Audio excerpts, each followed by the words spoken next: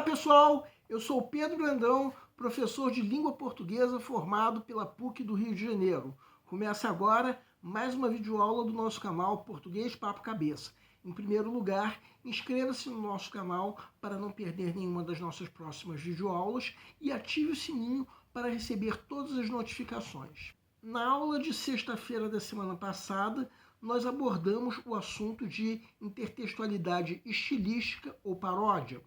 Nessa aula, nós vamos comentar duas questões de concurso relativas ao tema.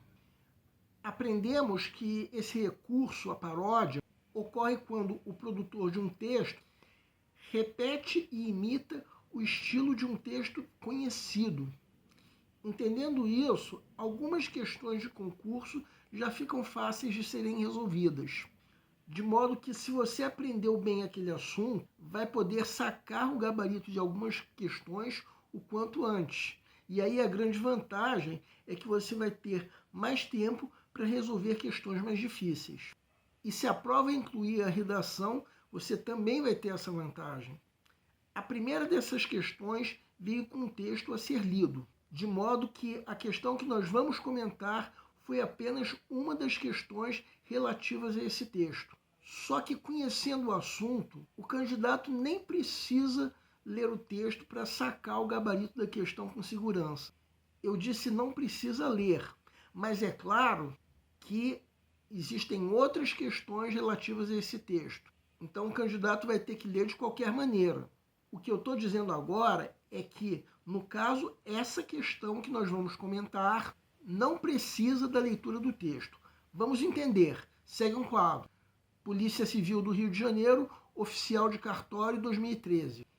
Em O Brasileiro Adia, Logo Existe, nota-se uma relação de intertextualidade promovida pelo seguinte mecanismo: A. Paráfrase, B. Citação direta, C. Paródia, D. Metalinguagem, E. Exemplificação.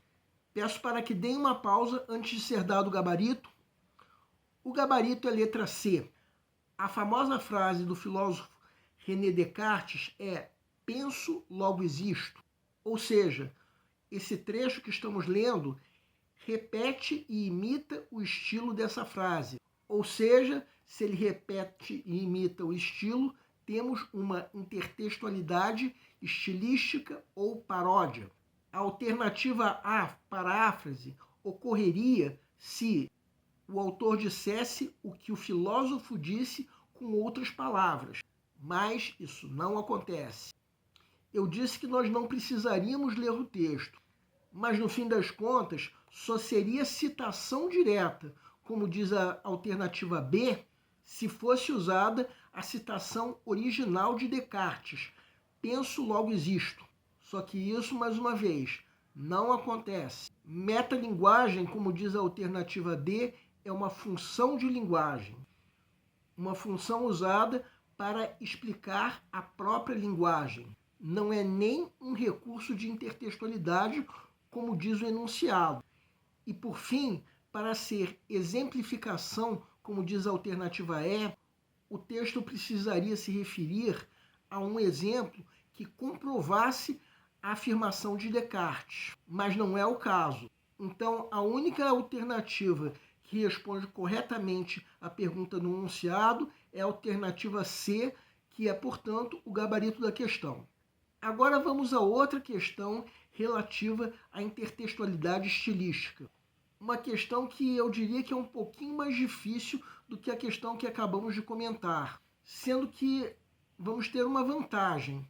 Teremos apenas 4 alternativas, enquanto na outra questão tivemos 5. Vamos entender. Segue um quadro. Prefeitura de Lavras, professor de língua portuguesa, 2023. A moça tinha pele branca como a neve e o cabelo escuro como o breu. Abandonou os 7 irmãos, fugiu da madrasta, fez uma torta de maçã e foi vender na feira. Ficou tão famosa com a sua receita de torta que nunca mais quis saber do príncipe. Nessa paródia é possível interpretar um ou uma A.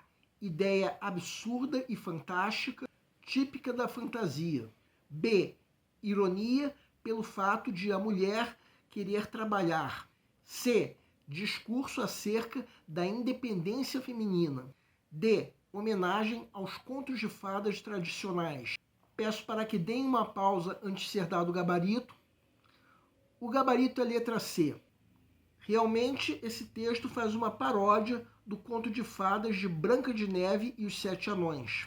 No caso, mostrando uma cena em que uma moça conquistou sua independência, graças ao sucesso que fez com uma torta de maçã. Assim, a interpretação adequada é exatamente essa que está na alternativa C, independência feminina. Não se trata de uma ideia absurda e fantástica, como diz a alternativa A, e sim de uma história possível de ocorrer na vida real. Sobre a alternativa B, onde está essa tal ironia contra o fato de a mulher querer trabalhar? Em lugar nenhum do texto. Por fim, a alternativa D, em que sentido nós temos uma homenagem ao conto de fadas tradicional? Em sentido nenhum. Essa ideia não faz qualquer sentido em relação ao texto. Então, a alternativa C é a única que responde corretamente à pergunta do enunciado, sendo, portanto, o gabarito da questão. Bem, essas são questões de fácil resolução, pelo menos para quem dominar o assunto de intertextualidade estilística, um recurso também chamado de paródia, que ocorre quando o produtor de um texto repete e imita o estilo de um outro texto conhecido. O nosso canal Português Papo Cabeça antigamente se chamava Aprenda a Língua Portuguesa. Cada vez mais estaremos focados em vocês, que estão movendo a roda da história para que seja criado um futuro melhor para todos.